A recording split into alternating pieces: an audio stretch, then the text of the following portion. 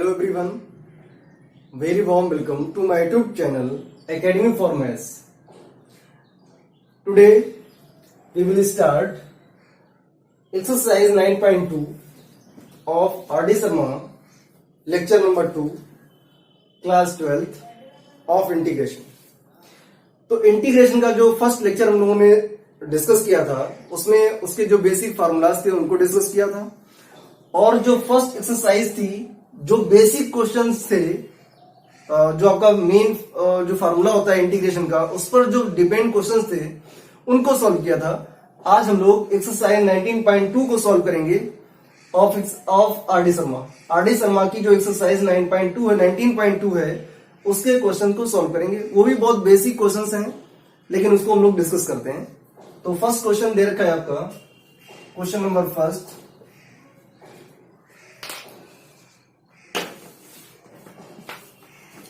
first is given integration of 3x into root x plus 4 root x plus 5 dx। ये question given है आपका, इस question को integrate करना है। अब देखिए इसमें टर्म कितने दे रखे हैं, ये आपका फर्स्ट टर्म हो गया, सेकेंड टर्म हो गया और थर्ड टर्म हो गया। 3 टर्म्स आर देयर और तीनों टर्म को हम लोग अलग अलग इसको इंटीग्रेट कराएंगे। तो देखिए कैसे लिखते हैं, इंटीग्रेशन ऑफ 3x, इसकी पावर को रूट को हटाएंगे तो पावर हो जाएगी x to power 1/2 dx plus 4x to power 1/2 dx plus ये 5 कांस्टेंट, इसके साथ में कोई वेरिएबल नहीं दे रखा है तो उसको लिखेंगे 5 dx। ये जो आपका 3 कांस्टेंट है इसको बाहर करेंगे इनटू, यहां पर x की पावर 1 है और यहां पर पावर गिवन है 1/2। तो जब दोनों के बेस सेम होते हैं तो पावर को प्लस करते हैं तो 1 प्लस 1/2 हो जाएगा 3/2। That means x to power 3/2 dx plus इस 4 को बाहर करेंगे, integration of x to power 1/2 dx plus 5 को बाहर करेंगे तो मिलेगा आपको 1 dx। अब बेसिक फार्मूला जो आपका होता है integration of x to power n dx, इसी पर बेस्ड ये आपका क्वेश्चन गिवन है। तो इसको इंटीग्रेट कैसे करते हैं, इसका इंटीग्रेशन होता है x to power n plus 1 upon में n प्लस 1 और प्लस कांस्टेंट c। मतलब जो x की पावर होती है उस पावर में 1 प्लस करते हैं और उसी से नीचे डिवाइड करते हैं। तो क्या मिलेगा, 3 इंटू x टू पावर 3/2 लिखा हुआ है तो पावर में 1/2 में प्लस करेंगे 1, जो पावर आपकी 3/2 गिवन है उसमें 1 प्लस करेंगे और उसी पावर से नीचे डिवाइड करेंगे। तो अपॉन में क्या आएगा आपका 3/2 plus 1 plus 4x to power 1/2 plus 1 upon में 1/2 प्लस 1 प्लस ये आपका 5 कांस्टेंट है तो ऐसे ही रहेगा। ये गिवन है 1 और 1 का इंटीग्रेशन होता है x प्लस कांस्टेंट c। और थोड़ा इसको सिंप्लीफाई करते हैं तो ये मिलेगा आपको 3 into x to power 3/2 plus 1 करेंगे तो ये आपको मिलेगा 5/2। That means x to power 5/2 और अपॉन में हो जाएगा 5/2 plus 4 into x to power 3/2 और अपॉन में आएगा ये आपका 3/2 plus 5x plus constant c। और थोड़ा सा इसको सिंप्लीफाई कराएंगे तो ये जो 2 है ये 2 जाएगा आपका न्यूमरेटर में तो ये हो जाएगा 2 3 जा 6/5, ये वाला आपका 5 और x टू पावर 5/2 प्लस ये 2 ऊपर जाएगा न्यूमरेटर में तो 2 4 जा 8/3 x to power 3/2 plus 5x plus c, 5x plus c, that is your answer. Note it.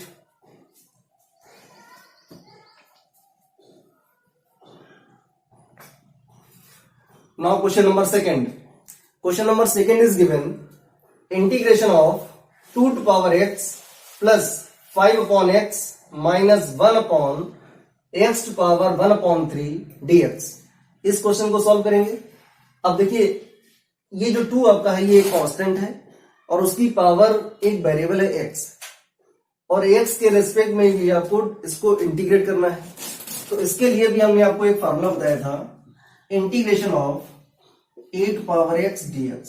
तो ये होता है आपका a to power x upon log a to base e plus constant c। एक तो इसके लिए ये हो गया। 2 टू पावर x में हम लोग इस टाइप का फॉर्मूला यूज करेंगे।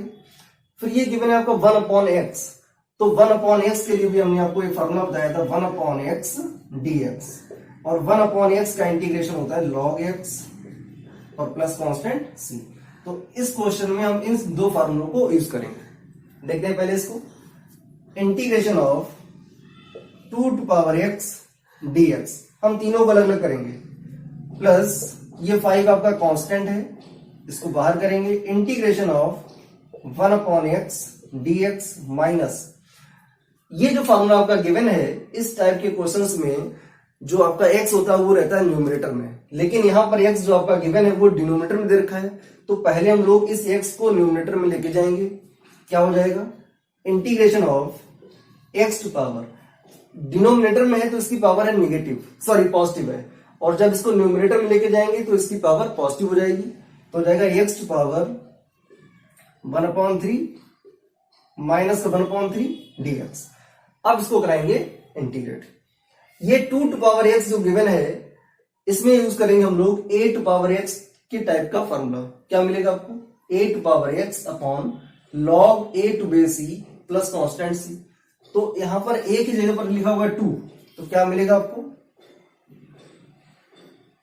2 to power x upon log 2 to base e plus 5 into 1 upon x, और 1 अपॉन x का इंटीग्रेशन होता है log x, तो यहां पर मिलेगा आपको log x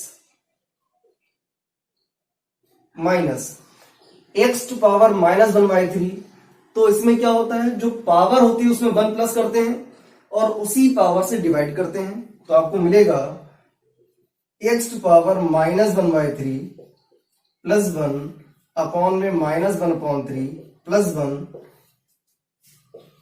और प्लस कांस्टेंट c। और सॉल्व करते हैं इसको, ये पूरा तो सॉल्व हो चुका है, इसको थोड़ा सा और सिंप्लीफाई करना है।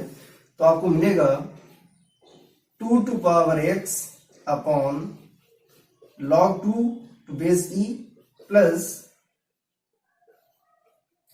5 log x माइनस, इसको थोड़ा सिंप्लीफाई करते हैं, माइनस 1/3 प्लस 1 करेंगे तो ये हो जाएगा 3 बन गया 3, और 3 माइनस 1 करेंगे तो आपको मिलेगा 2/3। That means x to power 2/3 upon, इसको सॉल्व करेंगे तो यहां पर भी आपको 2/3 मिलेगा, ये आएगा आपका 2/3 लाइक दैट, 2/3 आएगा। तो ये जो 3 है ये जाएगा आपका न्यूमरेटर में, दैट मीन्स 3 आपका यहां पर आ जाएगा, और अपॉन में रहेगा 2 और plus constant c। That is answer, note it. Now question number third solve करेंगे। देखिए क्वेश्चन गिवन है इसमें, integration of root x into a x square plus b x plus c dx। तो पहले हम लोग क्या करेंगे, इस रूट एक्स का अंदर मल्टीप्लाई कराएंगे ब्रैकेट में, इसके बाद जो टर्म्स आपको मिलेंगे उसको इंटीग्रेट कराएंगे। तो देखिए कैसे मल्टीप्लाई होता है, देखिए इंटीग्रेशन ऑफ इस रूट एक्स को हम लोग लिख सकते हैं, इस रूट एक्स का मतलब हो गया x टू पावर 1/2। तो that means x to power 1/2 का हम लोग इस ब्रैकेट में मल्टीप्लाई कराएंगे, और यहां पर 3 टर्म्स हैं तो तीनों टर्म में मल्टीप्लाई कराएंगे। क्या मिलेगा आपको, ax square into x to power 1/2 plus bx into x to power 1/2 plus cx to power 1/2 and dx। अब तीनों को अलग अलग कर देते हैं, 3 टर्म्स है यहां पर, तीनों को अलग अलग करेंगे तो देखिए क्या मिलेगा आपको, ये 2 पावर है और ये 1/2 पावर है, तो 2 में जब 1/2 प्लस करेंगे तो ये हो जाएगा 2 2 4, 4 plus 1 5, x to power 5/2 dx plus b, यहां पर x की पावर है 1 और ये पावर है 1/2, तो 1 प्लस 1/2 करेंगे तो मिलेगा आपको 3/2 dx plus integration of c x to power 1/2 dx।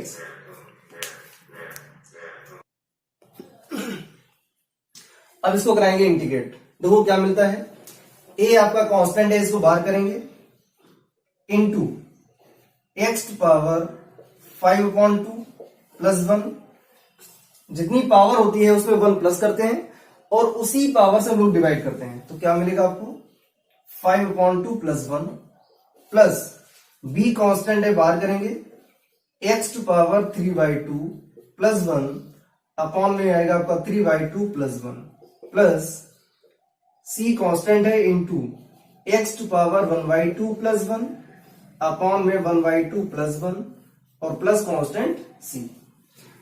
अब आगे इसको थोड़ा और सॉल्व करेंगे, a इंटू ये 5/2 प्लस 1 करेंगे तो आपको मिलेगा 7/2 और जो 2 आपका डिनोमिनेटर में है वो जाएगा न्यूमरेटर में, तो हो जाएगा 2/5 इंटू 2/7 हो जाएगा। ये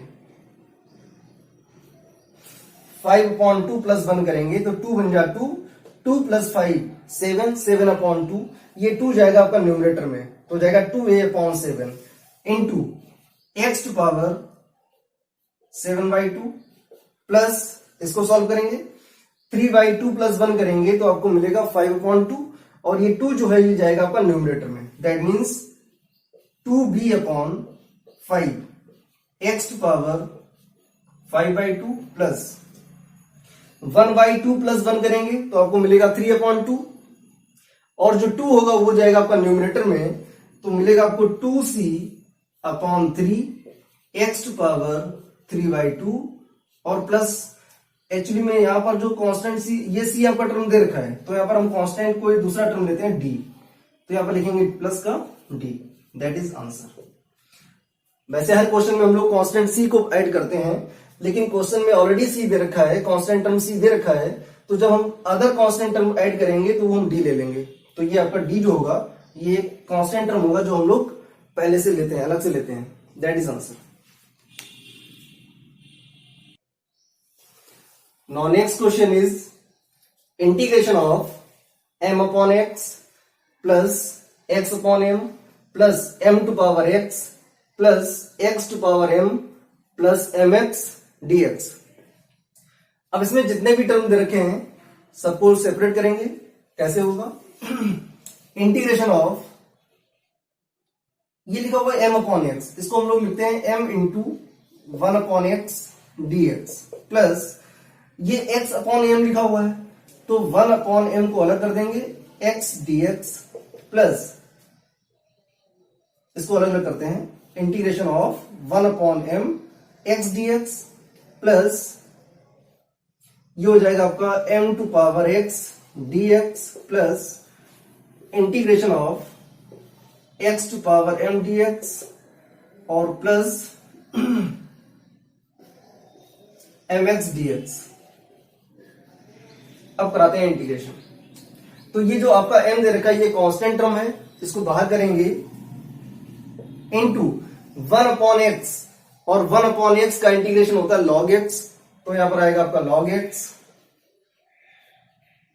प्लस ये 1/m, ये कांस्टेंट है आपका, जैसा वैसे ही रहेगा, x का इंटीग्रेशन हो जाएगा x² 2 plus m to power x। अब ये जो m दे रखा है ये आपका एक कांस्टेंट टर्म है, तो कांस्टेंट टर्म की अगर पावर x होती है, किसी भी कांस्टेंट टर्म की पावर अगर x है तो इसका इंटीग्रेशन होता है like a to power x dx, तो मिलता है आपको a to power x upon log a to base e। तो देखते हैं यहां पर क्या होगा आपका, ये लिखा हुआ है m टू पावर x, तो ये हो जाएगा m to power x upon log m to base e plus x to power m like x to power n, क्या हो जाएगा x to power m plus 1, इतनी पावर से डिवाइड करेंगे अपॉन में m प्लस 1 प्लस ये लिखा हुआ है आपका mx, तो m आपका हो गया कांस्टेंट इनटू x का इंटीग्रेशन अभी आपने किया था, x का इंटीग्रेशन होता है x² अपॉन 2, x की पावर होती है 1 और पावर में 1 प्लस करते हैं तो हो जाएगा पावर 2, दैट मीन्स हो जाएगा mx² अपॉन 2 और plus constant c।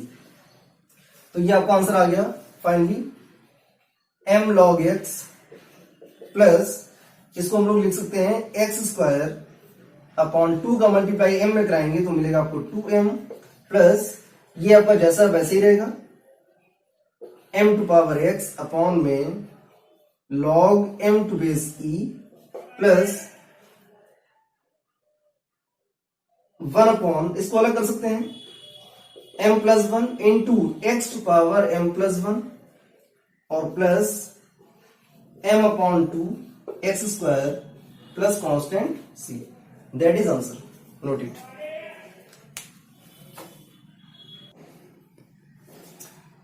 Next question is given integration of x² plus e to power log x plus e upon 2 whole power x dx। तो यहां पर 3 टर्म्स गिवन है, तो पहले हम लोग तीनों को सेपरेट करते हैं। क्या मिलेगा आपको? Integration of x² dx plus integration of e to power log x dx plus integration of e upon 2 whole power x dx। ये क्वेश्चन को देखते हैं। तो x² का तो इंटीग्रेशन बहुत ही आसान है, इस फॉर्मूले पर डिपेंड है, x टू पावर n। तो क्या होता है इसमें, पावर जो गिवन होती है उसमें 1 प्लस करते हैं और उतनी ही पावर से नीचे डिवाइड करते हैं। तो क्या मिलेगा आपको? x to power 2 plus 1, power में 1 प्लस किया तो मिला आपको 2 प्लस 1 और इसी 2 प्लस 1 से नीचे डिवाइड करेंगे 2 plus 1 plus e to power log x। और हमने लास्ट लेक्चर में आपको बताया था कि अगर कहीं पर e to power log x लिखा हुआ है तो उसकी वैल्यू होती है x। याद रखें, e to power log x की वैल्यू x। और ये फार्मूला आपको इंटीग्रेशन में जब आप डेफिनेट इंटीग्रेशन करेंगे तो लगभग 70% क्वेश्चंस में आपको ये फार्मूला यूज करने को मिलेगा।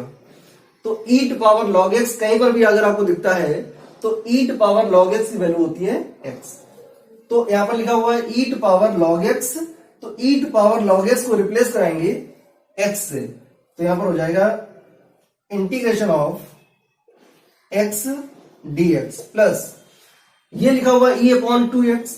अच्छा, अगर ऐसे लिखा होता e टू पावर x तो इसका इंटीग्रेशन होता है e टू पावर x, लेकिन यहां पर लिखा हुआ e अपॉन 2, दैट मीन्स ये e, अब ये e अपॉन 2 एक अलग टर्म हो गया। तो ये जो e अपॉन 2 है ये आपका होगा लाइक एक कांस्टेंट टर्म। तो जैसे कांस्टेंट टर्म ये लिखा हुआ है a टू पावर x, तो यहां पर a लिखा हुआ है, इस a की जगह पर यहां पर लिखा हुआ है e अपॉन 2। तो e upon 2 whole power x, इसको जब इंटीग्रेट कराएंगे तो लाइक इस टाइप का क्वेश्चन बनना आपको। देखते हैं क्या मिलेगा आपको। a की जो वैल्यू है वो है e अपॉन 2, तो क्या मिलेगा आपको? 8 पावर x, दैट मीन्स आपको मिलेगा e upon 2 whole power x। तो क्या मिलेगा आपको? e upon 2 whole power x upon ये होता है log a to base e। तो log a की वैल्यू क्या है, यहां पर a लिखा हुआ है तो यहां पर a आता है, यहां पर a की जगह पर लिखा हुआ e अपॉन 2, तो ये हो जाएगा e अपॉन 2 और प्लस कांस्टेंट c। आगे और सॉल्व करते हैं। ये हो जाएगा आपका 2 plus 1 3, that means 1 upon 3 x to power 3 plus x का इंटीग्रेशन हो जाएगा x² अपॉन 2 प्लस ये आपको क्या मिलेगा 1 अपॉन log e अपॉन 2 और e by 2 whole power x plus constant c। That is answer, that is question number 8, note it. One more important question, integration of x to power e plus e to power x plus e to power e dx। वैसे अगर आप देखें तो e जो आपका होता है ये एक आपका कांस्टेंट टर्म होता है। e जो आपका है ये कांस्टेंट टर्म है, जब इसकी पावर x लगा देते हैं तो ये एक फंक्शन बन जाता है जिसका इंटीग्रेशन होता है e to power x, that means e to power x। अब यहां पर देखो 3 टर्म्स गिवन है, तो पहले हम लोग तीनों को सेपरेट करेंगे। क्या मिलेगा आपको? Integration of x to power e dx plus integration of e to power x dx plus integration of e to power e dx। देखें ध्यान से, जैसे लिखा होता है x टू पावर m, अभी हमने आपको बताया हुआ है कि जो e है वो एक कांस्टेंट टर्म है, तो यहां पर लिखा हुआ है x टू पावर e, तो e आपका एक कांस्टेंट टर्म हो गया, लाइक n, और n आपका कोई भी नेचुरल नंबर हो सकता है। तो इसको जब इंटीग्रेट कराएंगे तो इसकी पावर जो दे रखी है e, ये कांस्टेंट है, तो इसमें हम 1 प्लस करेंगे और उसी पावर से डिवाइड करेंगे। तो क्या मिलेगा आपको? x to power e plus 1 upon में e plus 1 plus e to power x, और e टू पावर x का जो इंटीग्रेशन होता है वो मिलता है आपको e to power x। e to power x का integration e to power x plus, अब e टू पावर e लिखा हुआ है, कांस्टेंट की पावर कांस्टेंट, दैट मीन्स वो पूरा कांस्टेंट हो गया। जैसे अगर आपका लिखा हुआ है 2 क्यूब, तो 2 क्यूब की वैल्यू मिलेगी 8, कांस्टेंट की पावर कांस्टेंट, तो आपको कांस्टेंट मिला हुआ है। ऐसे यहां पर लिखा हुआ e टू पावर e, तो ये भी आपका एक कांस्टेंट हो गया, तो कांस्टेंट टर्म को हम लोग बाहर निकाल लेंगे, e टू पावर e बचेगा हमारे पास, ये लिखा हुआ है 1 into e to power e, तो e टू पावर e हमने बाहर निकाल दिया, बचेगा हमारे पास 1 dx, और 1 जो आपका एक कांस्टेंट टर्म है, किसी भी कांस्टेंट का जो इंटीग्रेशन करते हैं तो उसके इनटू में x आता है, दैट मीन्स 1 का इंटीग्रेशन x होता है, तो इनटू x और प्लस कांस्टेंट c। क्या मिलेगा आपको answer? x to power e plus 1 upon में e plus 1 plus e to power x plus x into e to power e plus constant c, that is answer.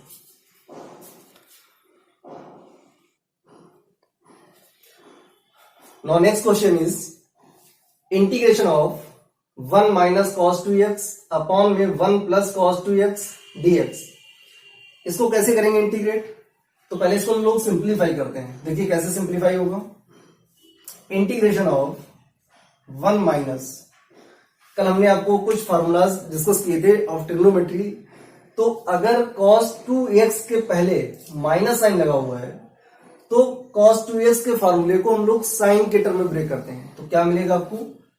1 minus 2 sine square x upon 1 plus, अगर cos 2x के पहले plus का sign लगा हुआ है उस condition में cos 2x के फार्मूले को cos के ही टर्म में ब्रेक करते हैं, तो आपको मिलेगा 2 cos स्क्वायर x माइनस 1, और ये हो गया आपका dx।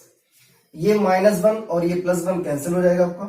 इंटीग्रेशन ऑफ 1 माइनस, इस ब्रैकेट को ओपन करेंगे तो इस माइनस साइन का अंदर मल्टीप्लाई हो जाएगा, तो ये माइनस का 1 होगा और ये माइनस माइनस हो जाएगा plus 2 sine square x upon में यहां पर बचेगा आपके पास 2 cos स्क्वायर x। ये -1 +1 कैंसिल हो गया आपका, बचेगा integration of 2 sine square x upon में 2 cos स्क्वायर x dx। ये 2 से 2 कैंसिल हो गया। आगे देखते हैं।